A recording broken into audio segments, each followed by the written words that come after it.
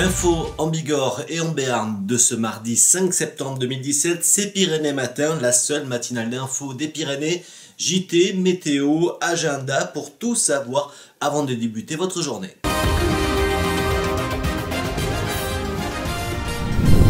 C'est une entrée en musique en ce mardi voulue par le ministre de l'Éducation nationale et ça donne à Tarbes une rentrée en fanfare, une fanfare militaire qui était présente dans la cour du collège de C. Une agréable surprise pour les élèves de 6e alors de découvrir leur nouvelle école, mais aussi pour leurs parents présents et qui ont pu profiter de quelques minutes de musique interprétée par la fanfare du premier HP de Tarbes.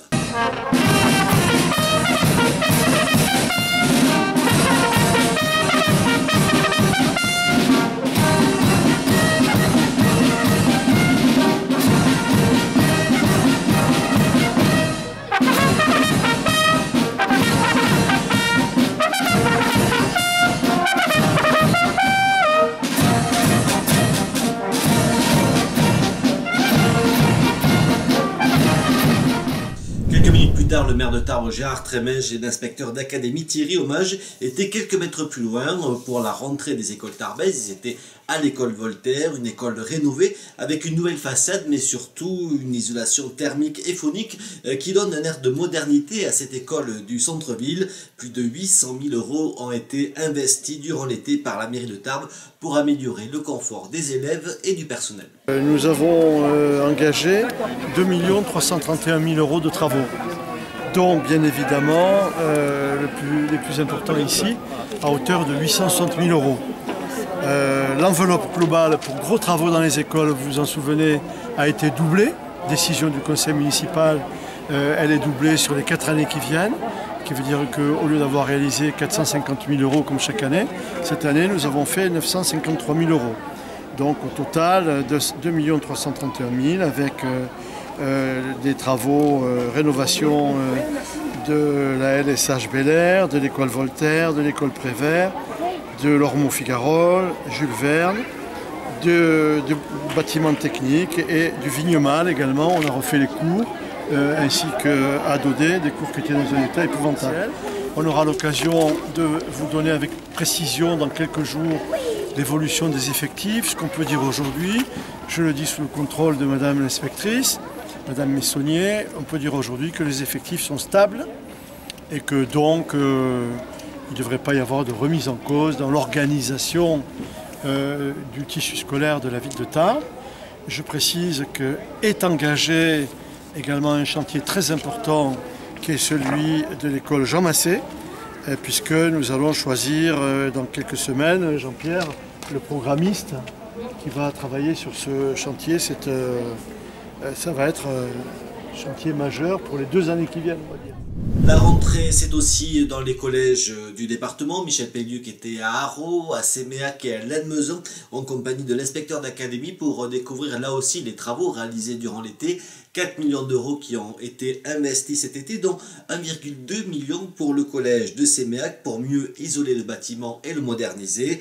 Mais la nouveauté dans les collèges en cette rentrée, c'est à la cantine que les élèves vont pouvoir le retrouver avec un nouveau logiciel qui a été mis à disposition des chefs cuisiniers des restaurants scolaires pour assurer l'équilibre alimentaire des repas proposés. Pour que nos élèves soient bien nourris et de façon équilibrée et en même temps gustative, ça c'est ce qu'il vient faire de vous, j'espère, gustative un peu moins, le poids et le contenu des lipides, des protéines, des glucides de chaque aliment a été évalué. Alors, le logiciel ensuite combine toutes les caractéristiques pour créer des menus parfaitement équilibrés, au milligramme près, d'après ce qu'on me dit, selon les normes du programme national pour l'alimentation. Bon, chaque chef dans chaque collège a bien sûr toute liberté pour décliner ensuite au rythme qu'il veut les propositions du logiciel. Bon, il faut quand même que le cuisinier fasse un peu de cuisine, parce que ce ne soit pas la bécane informatique qui fasse tout.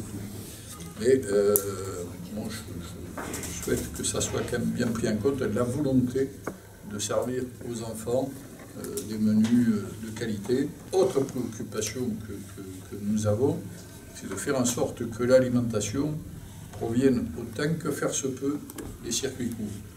C'est-à-dire qu'on puisse acheter au plus près des produits de qualité Bon, c'est une démarche qu'on a engagée avec la Chambre d'agriculture notamment, mais c'est nous qui l'avons initié, je me permets d'insister là-dessus, c'est nous qui l'avons initié au département, ça fait déjà 5-6 ans, on travaille là-dessus. On part en Béarn avec la Halle Cernam à Pau qui s'habille de couleur. Jusqu'au 16 septembre, le collectif Lichen s'aventure dans la réalisation d'une fresque monumentale sur les 170 mètres de long de la Halle Cernam.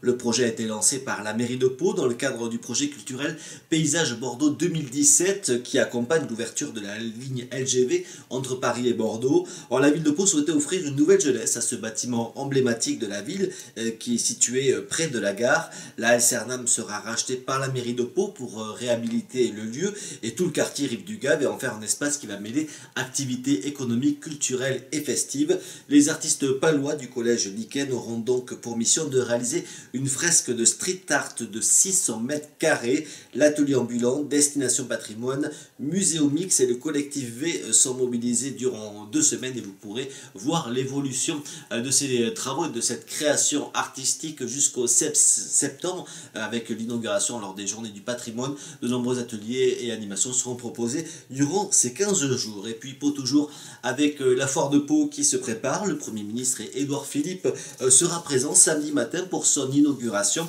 aux côtés du maire de Pau, François Bayrou. La région Nouvelle-Aquitaine sera présente avec un stand qui sera consacré aux innovations. Vous pourrez découvrir les compétences régionales de façon ludique et innovante, comme avec la réalité virtuelle et des lunettes 360 degrés qui vous permettront de vous immerger dans les plus beaux paysages de la région. La foire de Pau, c'est du 9 au 17 septembre au parc des expositions de Pau. Et toute l'info en continu, c'est sur pyrénéinfo.fr. La météo et le soleil qui est de retour ce mardi 5 septembre de la côte basque au plateau de Lannemezan. Toujours quelques nuages au réveil sur le nord du département. Côté température, il fait 13 degrés à Tarbes, à Pau et à Lannemezan et jusqu'à 16 degrés à Bayonne. L'après-midi, les nuages seront un peu plus nombreux en Bigorre comme en Béarn, mais l'impression de beau temps sera encore bien présente. Vous aurez 23 degrés à Anglette et 26 degrés à Tarbes, à Lourdes, à Orthez et à Pau. Mercredi, encore de belles éclaircies au programme avec des températures stables le matin, en légère baisse l'après-midi. En attendant, bonne fête en ce mardi au Raïssa. Sur votre agenda de ce mardi, Alain-Jacques Livry-Mussat qui reprend ses conférences sur l'art à la médiathèque de Lourdes. Rendez-vous à 19h30 pour découvrir les maîtres de la couleur de Matisse à Auquenet. Mercredi, notez que le conservatoire Henri Duparc à Tarbes proposera une journée porte ouverte, ça sera dès 10h. Et puis jeudi, l'été indé débutera dans le centre-ville de Pau avec les concerts de Vossé et Bossa. Ce sera à 19h avenue Foch. Scotch et Sofa, ça sera dès 20h30 sur le boulevard des Pyrénées. Et tout euro à 22h sur l'avenue Foch. Toutes vos idées de sortie, c'est sur pyrénéinfo.fr à la rubrique Sortir. Sur HPTV, la télé des Pyrénées, Steve est sur les plages d'Anglette pour un nouveau numéro de l'été d'HP Hour avec notamment cette semaine une recette pleine de vitamines importantes pour aborder cette rentrée qui est signée Pomme Cuisine. Ce soir à 17h dans ma rue, vous proposera de partir à la rencontre du restaurant La Cantine qui est installé dans la rue de C à Tarbes. Un bon plan pour manger bon et pas cher. Et puis tous nos reportages comme la fanfare du premier RHP au collège de C. Pour suivre l'info en continu et en vidéo, c'est sur pyrénéetélé.fr ou bien sur la page Facebook d'HP TV. Belle journée à tous.